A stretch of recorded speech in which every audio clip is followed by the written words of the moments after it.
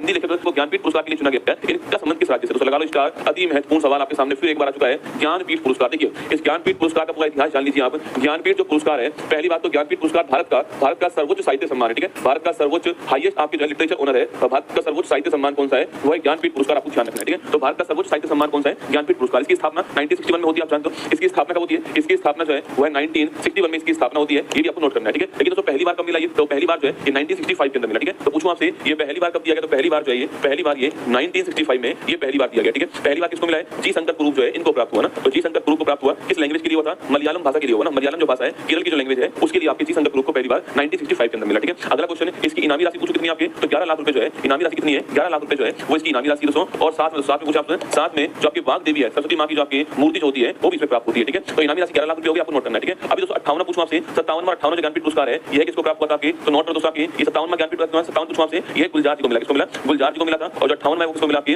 गुरु रामभद्राचार्य जी को मिला। किसको मिला? गुरु रामभद्राचार्य जी को 58वां ज्ञानपीठ पुरस्कार जो है ये प्राप्त हुआ है। 57वां जो ज्ञानपीठ पुरस्कार था वो गुलजार को मिला, आपको ध्यान रखना है, ठीक है। 57वां गुलजार जी को मिला, 58वां किसको मिला? रामभद्राचार्य जी को 58वां ज्ञानपीठ पुरस्कार जो दिया गया, ठीक है। अब सवाल दोस्तों यहाँ पर ये आता है कि अभी हाल ही में जो आपकी 59वां जो आपकी ज्ञानपीठ पुरस्कार है ये है किसको प्राप्त हुआ, ठीक है। तो आप पूछूं आपसे कि 59वां ज्ञानपीठ पुरस्कार जो है यह किसको प्राप्त हुआ है? तो 59वां जो ज्ञानपीठ पुरस्कार था आपके, 59वां जो ज्ञानपीठ पुरस्कार सॉरी ना 58वां दो को मिला, ठीक है। 58वां जो था दो को मिला था, गुलजार जी को मिला था 58वां और आपके गुरु रामभद्राचार्य जी को मिला था, ठीक है। दोनों को मिला था 58वां, आपको ध्यान रखना है, ठीक है। 58वां दोनों को मिला था, किसको? गुलजार जी को भी और गुरु रामभद्राचार्य दोनों को प्राप्त हुआ था ना। अब सवाल 59वां पूछूं आपसे, यह किसको मिला? आपके विनोद शुक्ल जो है, विनोद शुक्ल जो है इनको मिला 59वां ज्ञानपीठ पुरस्कार, ठीक है। अच्छा सवाल पूछूं आपसे, ये कहां के रहने वाले? छत्तीसगढ़ के रहने वाले, आपको ध्यान रखना है दोस्तों ना। ये क्या कौन सी लैंग्वेज के हैं? ये हिंदी भाषा के, आपको नोट करना है, ठीक है। ये हिंदी भाषा के लेखक हैं, ये भी आपको ध्यान रखना है। तो विनोद शुक्ल को मिला पहला क्वेश्चन, ठीक है। और छत्तीसगढ़ आपको ध्यान यहाँ के रहने वाले, ठीक है। और हिंदी लेखक आपको नोट करना है, ठीक है। इनके दोस्तों दो तीन आपकी बड़ी महत्वपूर्ण आपके दो तीन बड़े महत्वपूर्ण उपन्यास है। नौकर की कमी है ना, लगभग जय हिंद, दीवार में एक खिड़की, ये तीनों नोट करना आपके। ये तीनों इनके बड़े महत्वपूर्ण उपन्यास लिखे आपके। तो लिखिए लगभग जय हिंद, लगभग जय हिंद आपके, लगभग जय हिंद उपन्यास का नाम इनका, उपन्यास का नाम आपके लिखिए दीवार में एक खिड़की, दीवार में एक खिड़की, ये भी उपन्यास है। दीवार में एक खिड़की यह भी उपन्यास है। और लिखिए नौकर की कमीज, क्या है? नौकर की कमीज यह भी उपन्यास है, ठीक है। तो नौकर की कमीज,